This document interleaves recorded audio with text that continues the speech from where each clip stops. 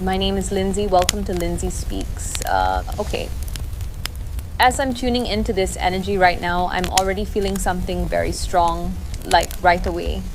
And I want to say this gently because it doesn't feel loud or chaotic at all.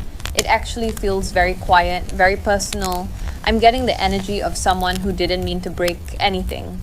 You didn't wake up one day and decide, I'm going to mess everything up. No, this feels like you just couldn't do it anymore. Staying the same started to feel heavy, almost itchy, like wearing clothes that suddenly don't fit, even though they fit yesterday. I feel like for a long time you tried, you really did. You tried to be sensible, you tried to be practical, you tried to do what made sense to other people. I'm seeing you nodding along to advice, smiling, saying, yeah, that makes sense, even when something inside you felt off. And I'm getting this feeling like you kept telling yourself, just hold on a bit longer, just do what's expected, it'll work out. But then there was this moment, and it doesn't feel dramatic, it feels very internal. Like a quiet click, something inside you stopped cooperating. Your inner voice got louder, and the outside noise just stopped mattering as much. I'm feeling that strongly. It's like when you've been sitting in a room with a loud hum for years, and one day you suddenly hear it clearly and realize, oh, this has been bothering me the whole time. I'm getting the energy that this wasn't about rebellion. It was about honesty. You got tired of pretending something felt right when it didn't. And once you admitted that to yourself, even silently, things started shifting. Not all at once, but enough that you couldn't go back. I'm seeing people around you noticing this change. Some of them didn't say anything at first. Some just watched. Some felt confused, like, wait, why are you different? And I feel like a few people were genuinely shocked because they were comfortable with the version of you that stayed small, stayed predictable, stayed inside the lines. They understood that version. This new one, either they didn't have a script for. What I really want you to hear is this: I don't feel chaos around you. I don't feel destruction. I don't feel you messing things up. I feel alignment. I feel things clicking into place behind the scenes, even if your life doesn't look perfect or finished yet. It feels like when you move a piece on a chessboard and nothing happens right away, but that move changes the entire game later. I'm getting this image of you standing at the edge of something familiar, looking back one last time, not angry, not dramatic, just aware. Aware that you can't unsee what you've seen. Aware that once you choose yourself, even in small ways, the old rules stop working on you. And I feel like some of you have been questioning yourselves, wondering if you're selfish, wondering if you're irresponsible, wondering if you're making a mistake. But the energy coming through here feels calm, it feels grounded, it feels like, no, this was necessary. I keep hearing, I didn't break the rules stopped fitting. And that's important. If this is already hitting for you, I want you to drop I chose myself in the comments. Press the like button so this message reaches who needs it. Subscribe to Lindsay Speaks and stay with me because we're just getting into this. And right here is where it gets a little more personal, not heavy, not dramatic, just honest.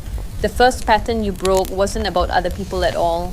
It was about you and the way you learned to go against yourself without even realizing it. For a long time, you did what looked right from the outside. You followed the path that made sense on paper. You chose the option that felt reasonable, safe, explainable. If someone asked you why you were doing what you were doing, you had an answer ready. And maybe at one point that answer was even true. But over time, something inside you started feeling off. That not loud, not alarming, just uncomfortable, like wearing shoes that slowly start rubbing your skin raw.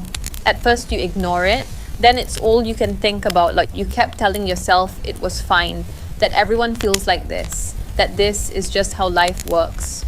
You pushed through days that felt heavy for no clear reason.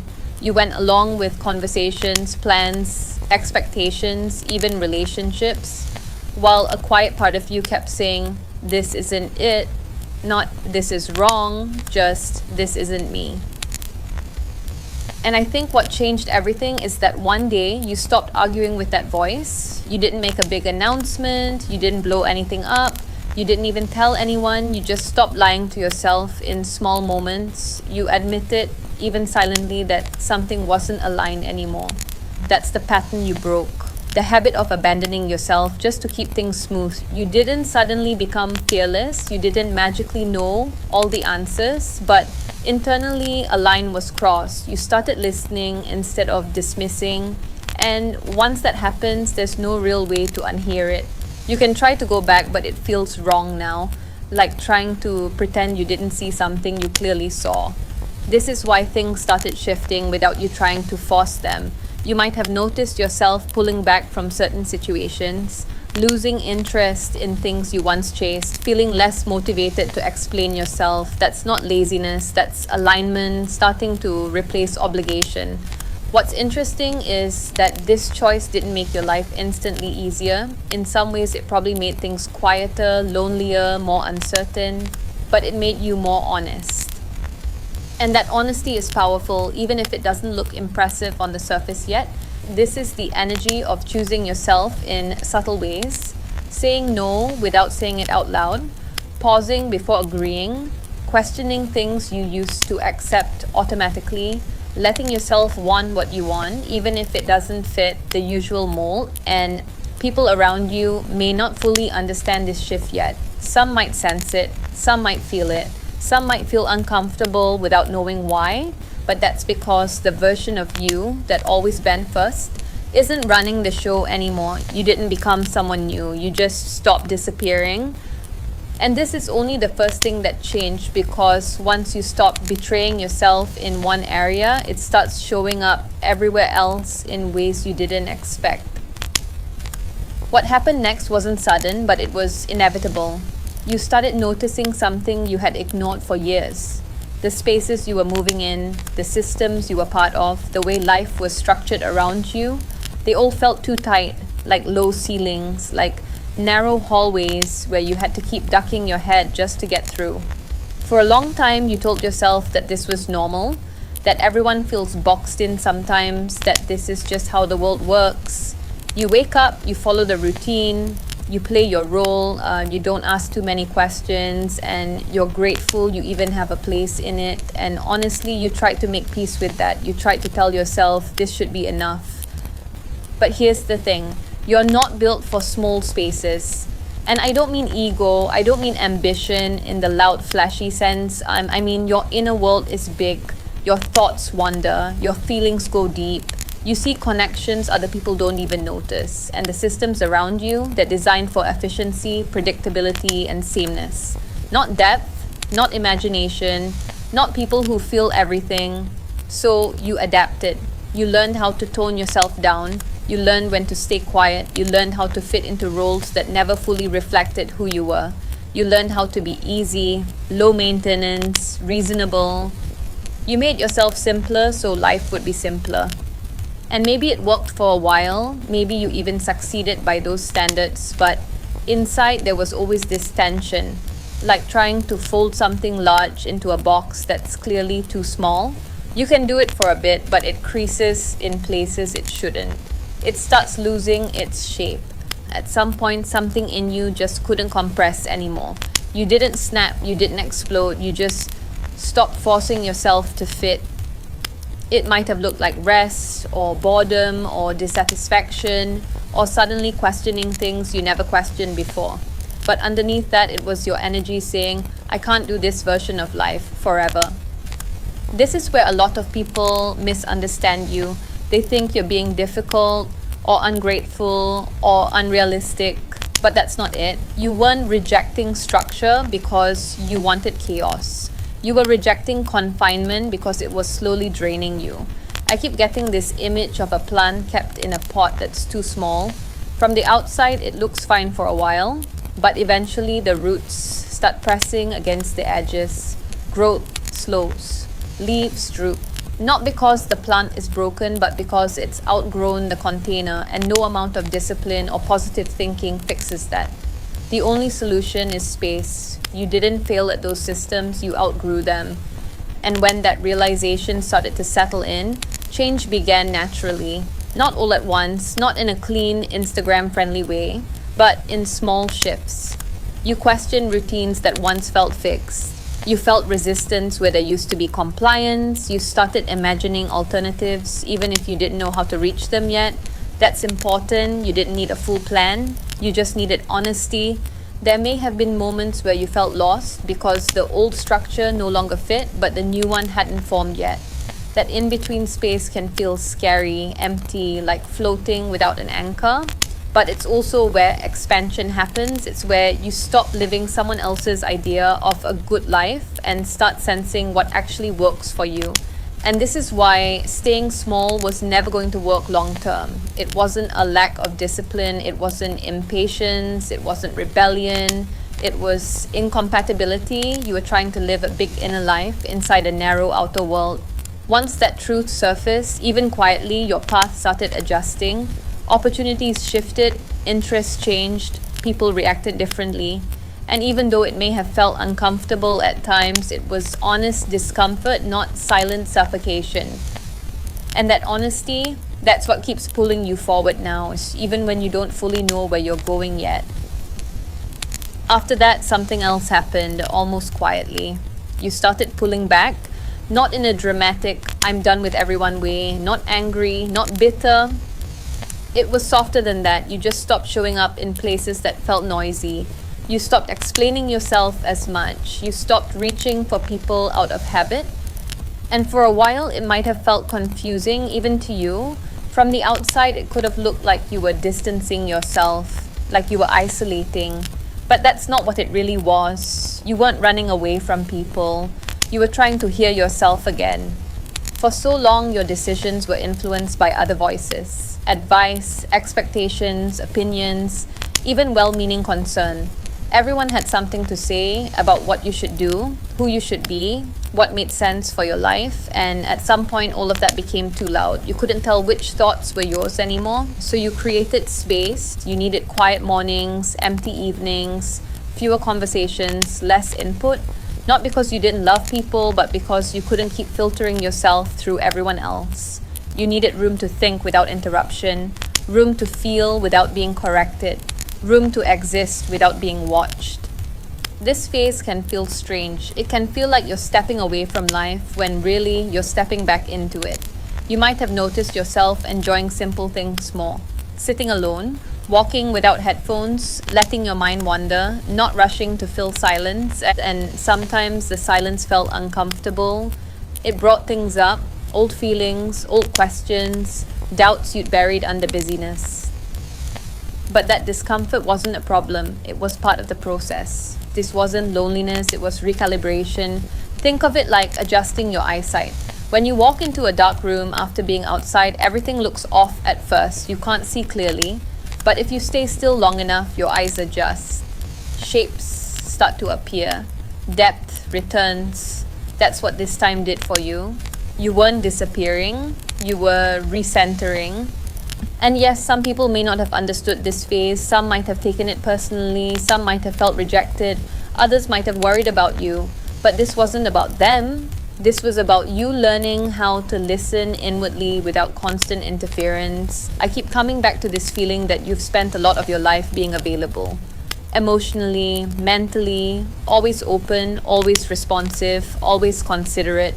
And while that's a beautiful quality, it can also be exhausting when it's not balanced with time alone, and this phase gave you that balance back. You may have noticed that during this time, your intuition got clearer, your reactions slowed down, you stopped immediately agreeing or disagreeing, you paused more, you observed more, you started trusting your own timing instead of rushing to meet other people's expectations. And even though there may have been moments where you questioned yourself, wondering if you were isolating too much or losing connection, deep down something felt right about it. There was relief in not having to perform, relief in not being on. This space helped you reconnect with parts of yourself that got drowned out before. Your creativity, your curiosity, your natural rhythm. You remembered what you enjoy when no one is watching, what feels good when there's no pressure to justify it. That's powerful.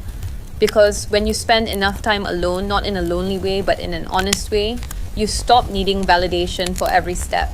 You stop asking for permission to be who you are. You start building a quiet confidence that doesn't need applause. And this is where things really begin to shift, because once you've heard yourself clearly again, it becomes very hard to go back to living on autopilot. You start choosing differently, speaking differently, showing up differently. This isolation phase wasn't about cutting people out forever. It was about resetting your inner compass so that when you reconnect, you're doing it from truth, not obligation. And that recalibration, it's setting the stage for what comes next. Because once things got quieter on the outside, something very familiar started getting louder on the inside. Your inner world, the place you've always gone without even thinking about it, the place that's been with you since you were young. This part of you didn't suddenly appear. It's always been there. I'm talking about your imagination, your ability to drift, to picture things that don't exist yet, to disappear into ideas, stories, scenarios, future versions of yourself. For some of you, this started really early. As a kid, you might have spent a lot of time alone, not because you had to, but because your mind felt like a whole universe you could explore. You could sit quietly and be somewhere else entirely. You could create worlds, conversations, outcomes, and maybe no one ever really noticed how deep that went for you. Maybe they just called you daydreamy or in your head or lost in thought. But what they didn't see was that this wasn't you checking out. This was you surviving, exploring, preparing. Because for a lot of you, reality didn't always feel safe or expansive enough. It felt tight, loud, demanding. There were rules, moods, expectations, pressures that didn't make sense to you yet. So you found space where you could. Inside, your imagination became a refuge, a playground, a rehearsal space, a place where you could breathe without being corrected, where you could be curious without being rushed, where you could feel big without being told to tone it down. And here's the part that matters. That imagination was never a weakness, even if you were told it was. Even if you were encouraged to be more realistic, more grounded, more practical, what you were doing back then wasn't escaping life. You were sensing something that hadn't arrived yet. No, it was a preview. You were imagining a life that fit you better before you had the words to describe it. You were rehearsing freedom before you were allowed to choose it. You were learning how to feel possibility in a world that often felt limiting. That's why during your isolation phase, this inner world came back online so strongly. With fewer distractions, fewer voices, fewer demands, you naturally returned to what you've always known. You started visualizing again, imagining again, letting yourself think beyond what's reasonable and into what feels right. Some of you might have felt a little guilty about that, like you were being unproductive, like you were wasting time. But what was actually happening was integration. Your inner and outer worlds were starting to talk to each other again. You weren't just dreaming for comfort anymore, you were dreaming with direction. You may have noticed ideas popping up out of nowhere, sudden clarity about what you don't want, glimpses of what you could do, even if you don't know how yet, a sense of excitement mixed with fear. That's not random, that's alignment starting to form. Your imagination has always been connected to your intuition. When something feels off, you imagine alternatives. When something feels right, you linger on it. You can feel when an idea has weight, even before it makes sense logically. That's a skill, one that doesn't get taught very often. And this is why staying small never worked for you. Your inner world has always been too big for a narrow life, too alive for rigid paths, too curious for routines that don't allow movement. You weren't meant to shut this part of you down. You were meant to learn how to trust it. Right now, it feels like your imagination is shifting from escape mode into guidance mode. It's not just about what if anymore. It's about this feels important. You're starting to notice patterns, themes, repeating ideas that won't leave you alone. That's not distraction, that's direction. You may not have a clear plan yet, and that's okay. Your inner world doesn't work in straight lines. It works in images, feelings, symbols, quiet knowing. It shows you glimpses before it gives you instructions. And the more you honor that, the clearer things become. This part of you is ancient, patient, creative. It doesn't rush, it waits until you're ready to listen. And now that you've slowed down enough to hear it, it's beginning to guide you towards something that actually fits. And this is where other people come into the picture, because once you start changing internally, even quietly, it doesn't stay invisible for long. People sense it, they feel it. Even if they can't explain what's different about you, something registers. This is why some people reacted strongly. Not everyone, but enough for you to notice. It's important to say this clearly because a lot of you blamed yourselves for these reactions. You wondered if you were being selfish, if you were hurting people, if you were doing something wrong. But what I keep coming back to is this: the reaction wasn't about you doing something bad, it was about you doing something unfamiliar. You stopped playing the role they were used to. You stopped being as predictable. You stopped automatically agreeing. You stopped over explaining. You stopped shrinking your opinions to keep things smooth. And when that happens, it creates tension. Not because you're attacking anyone, but because you're no longer reinforcing the old dynamic. Some people were confused. They didn't know how to interact with this version of you. Some felt uncomfortable because your changes forced them to notice their own stuckness, and others honestly felt threatened. Not in a dramatic way, more like a quiet internal discomfort they didn't know what to do with. When someone sees you choosing yourself, it brings up questions they've been avoiding in their own life. Questions like, why haven't I? Or what am I settling for? And instead of facing that, it's easier to redirect the discomfort toward you. That's where the guilt comes in. You might have heard things like, you've changed, or you're not the same anymore, or I don't recognize you. And those statements can sting, especially when you never meant to hurt anyone. But if you listen closely, what they're really saying is, the version of you I was comfortable with is gone.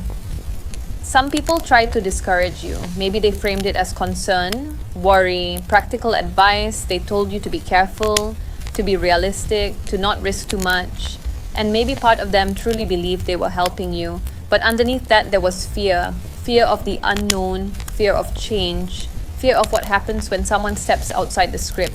And then there were the subtle reactions, the quiet pullback, the shift in tone, the comments that didn't land quite right, the moments where you felt judged without anything being said directly.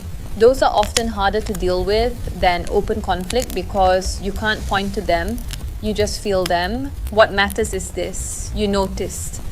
And instead of immediately folding back into old patterns to keep everyone comfortable, you paused, you listened inward. That's a big deal because the old version of you might have rushed to fix it, to smooth things over, to explain yourself better, to apologize for existing differently. But now, you're starting to trust your internal signal more than external reactions. That doesn't mean it didn't hurt. It probably did, especially if some of these reactions came from people you care about deeply. People whose approval once mattered a lot to you. Losing that sense of ease or support can feel like grief, like something familiar slipping away. But even in that pain, there was clarity. You began to see who could meet you where you are now and who needed you to stay where you were before. And that realization, while uncomfortable, is also freeing. It tells you where your energy can flow naturally and where it has to be forced. You didn't stop caring. You just stopped contorting yourself to maintain harmony at your own expense. And that shift takes courage, quiet courage, the kind that doesn't announce itself, the kind that shows up in small moments, like not responding right away, or not defending your choices, or letting someone misunderstand you without rushing to correct them. That's growth. It's also why some people reacted so strongly. Because when you change without asking for permission, it disrupts the unspoken agreements that kept things stable before. You didn't sign up for those agreements consciously, but you were living inside them. Now you're not. And even though that's uncomfortable for some people, it's honest for you. You're no longer abandoning yourself to preserve familiarity. You're choosing alignment over approval, even when it costs you comfort. That's not selfish, that's necessary. And this part of your journey, as difficult as it can be, is teaching you something important about discernment, about who respects your growth, who resists it, and who quietly benefits from you staying small. You're learning that not every reaction needs a response, not every opinion needs to be absorbed, and not every relationship is meant to come with you into this next version of your life. You're not here to convince anyone, you're here to live in a way that feels true. And that inner voice you started listening to earlier, it's still there. Steadier now, clearer, guiding you through these reactions, not away from them, but through them. Guiding you through these reactions, not away from them, but through them. And somewhere in the middle of all this, something else either entered your life or became impossible to ignore. A connection, a bond, a pull that doesn't really fit into neat categories, not something you can easily explain to other people without sounding dramatic or confusing. And honestly, you probably stopped trying to explain it after a while. This kind of connection doesn't follow rules. It doesn't move on a clean timeline. It doesn't show up looking right on paper, and that's exactly why it stands out so much to you. This isn't about labels. It's not about whether you can define it, name it, or justify it. It's about recognition, to that feeling of seeing someone and being seen without needing to perform, without needing to explain your depth, your contradictions, your quiet moments, your intensity. It's like something in you relaxes around this person, even if the situation itself is complicated. You may have felt this strange sense of familiarity, like you've known them longer than you actually have, or like they understand parts of you that most people never notice.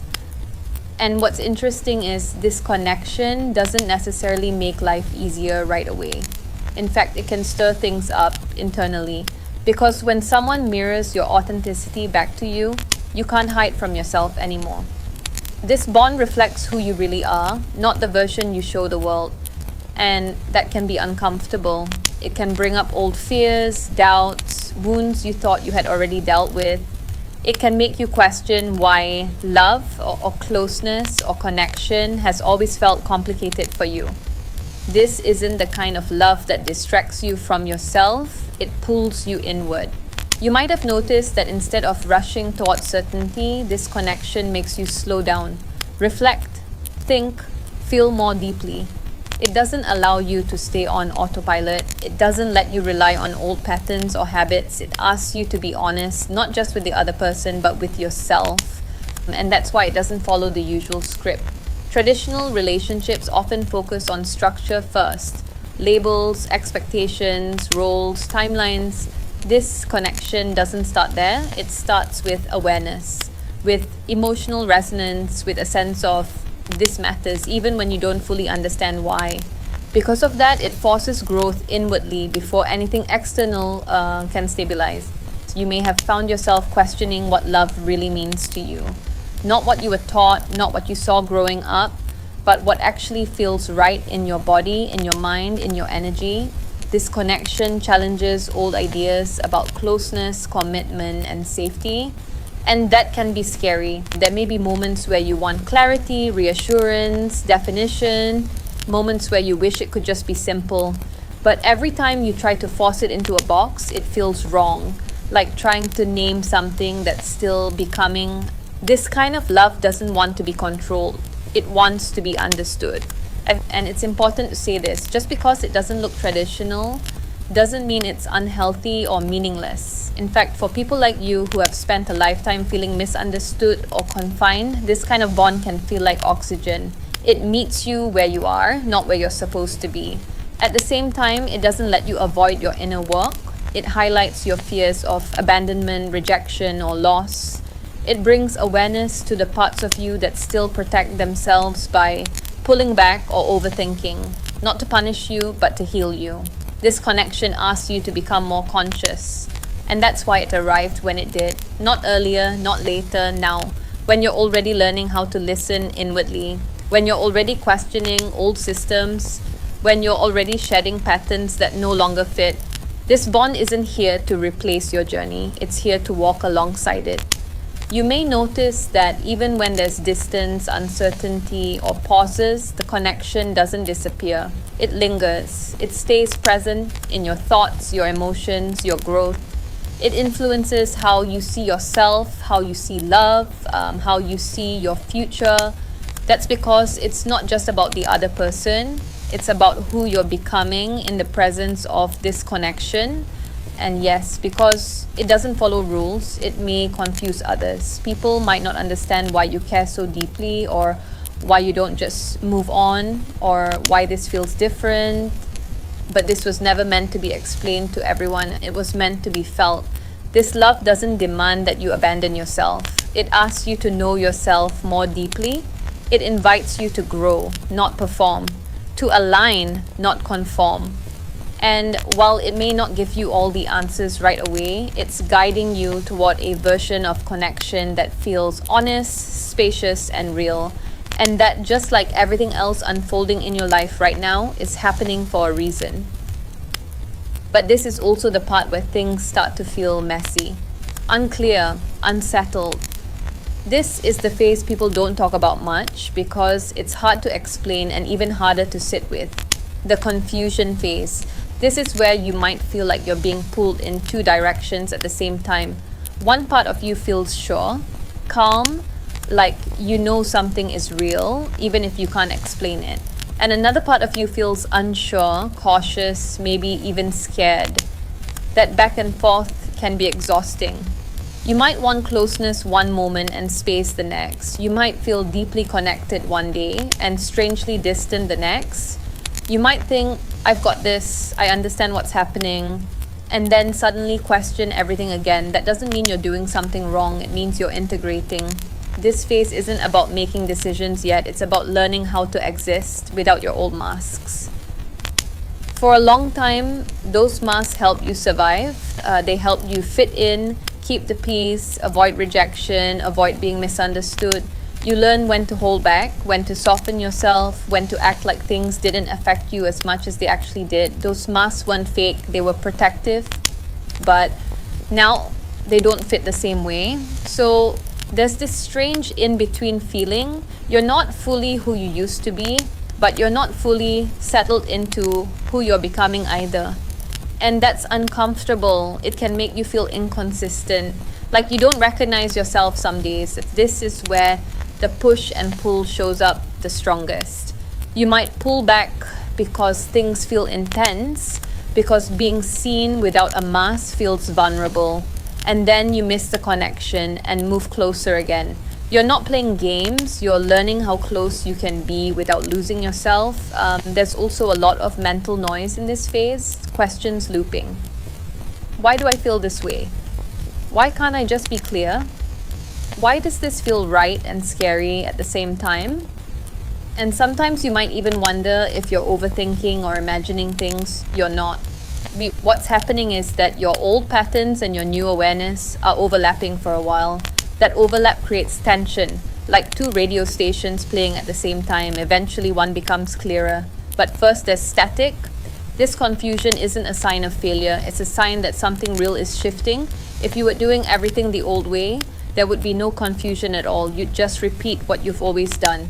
The uncertainty exists because you're no longer running on autopilot. You're choosing consciously now, even when you don't have all the answers.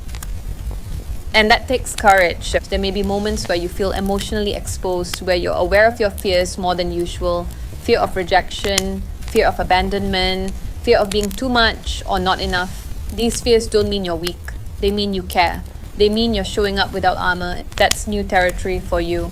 So, of course, it feels shaky at times. You're also learning something important here. That clarity doesn't always come before action. Sometimes clarity comes through sitting in uncertainty without forcing a conclusion, through allowing things to unfold instead of demanding immediate answers. This phase teaches you patience with yourself. You're learning how to stay present without numbing out, how to feel without immediately reacting, how to pause instead of rushing to define or fix everything. That's a skill, one that will change how you move through every area of your life. And yes, it can feel lonely sometimes. because not everyone understands this process. From the outside, it might look like indecision, like mixed signals, like hesitation, but inside something very real is happening. You're aligning your inner truth with your outer life, and that doesn't happen overnight. You're learning how to exist as yourself, not as a role, not as a response to others, not as a version designed to be accepted. That takes time. So if you're feeling confused right now, if things feel emotionally charged but also meaningful, if you feel pulled toward growth even when it's uncomfortable, that's not a setback. That's integration in motion. You're not lost, you're adjusting. And as uncomfortable as this phase can be, it's also the one that prepares you to move forward without abandoning yourself again. This is what it's leading to. Not a sudden lightning bolt moment where everything makes sense at once, not a perfect plan dropping into your lap. It's slower than that. Quieter, almost gentle. Clarity coming in, piece by piece, like lights turning on in different rooms over time.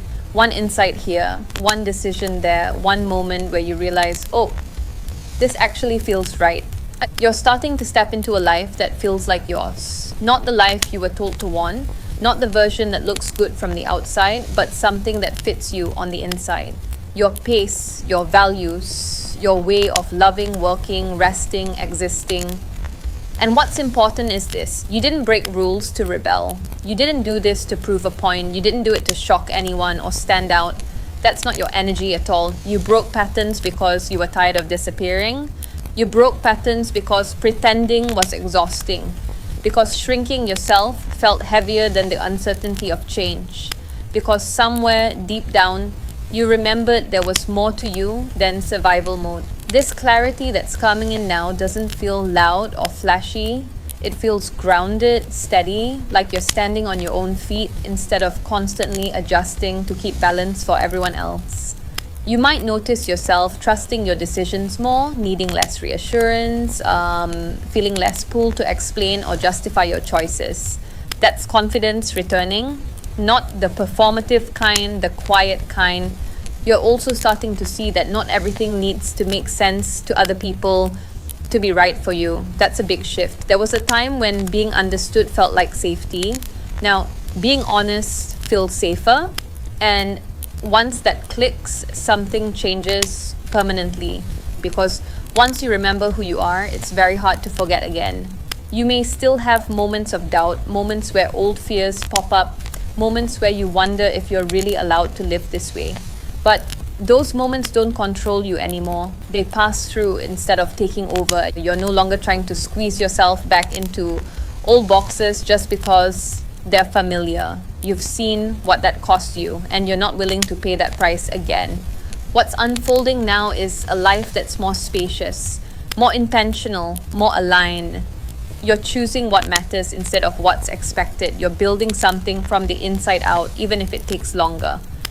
And yes, some people won't understand this version of you. Some might still wish you were easier to predict, easier to categorize, easier to manage, but that's okay. You're not here to be convenient. You're here to be real. This path you're on doesn't close doors. It opens the right ones. It brings in people, experiences, and opportunities that meet you where you are now, not where you used to be. It supports you instead of draining you. And once you step into that fully, there's no going back to pretending you fit where you don't.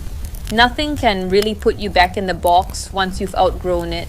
If this entire message felt like it was speaking directly to you, I want you to drop "I remember now" in the comments. Press the like button so this reaches who needs it. Subscribe to Lindsay Speaks and stay with me, because this isn't the end. This is where things actually begin.